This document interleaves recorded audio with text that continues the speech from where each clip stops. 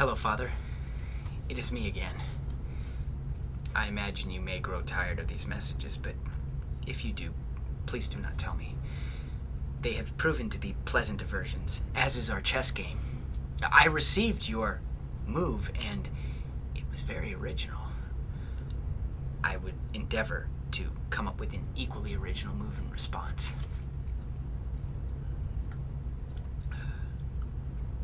You probably imagined the smell of freshly brewed coffee on board, but I must surprise you. I've given up the beans. I'm now drinking hot tea instead. Can you believe it? I admit I surprised myself as well. The choice came about because a series of events on board the Heracles made me question my desire for something that I like, but may ultimately not be good for me in the conventional sense. Dr. Branch was recently found to be imbibing a noxious mixture of his own creation that vaguely resembled the chemical structure of the illegal drug strikers. I spoke to him at great length after his activities were discovered, and he confided in me that he has been addicted to a variety of controlled substances throughout his adult life. Strikers is merely the latest and the only drug that could be synthesized using the materials we have on board the Heracles. I'm amazed by the doctor's perseverance. His biological need outweighed his own instinct for self-preservation on so many levels that it was difficult to account for. His career, his professional relationships, his revenue stream, his societal standing, all jeopardized by this one dangerous need. While the rest of the crew has nothing but contempt for the man and his actions, I find myself feeling pity for him. I cannot imagine what it must be like to have to go without something that your body is crying out for night and day.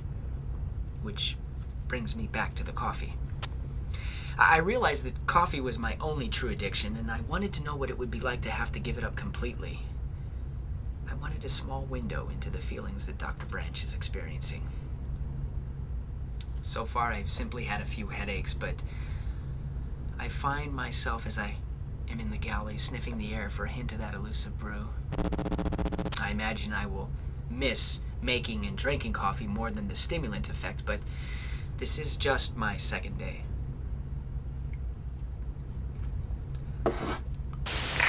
I'm also happy to share a secret with you, Father.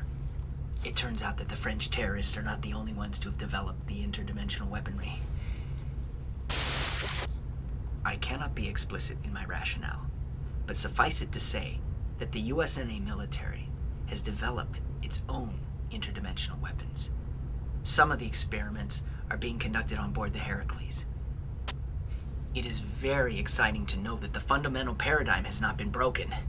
The superpowers always develop the weapons before the terrorists, in this case. Now we just have to wait to see who will use them first.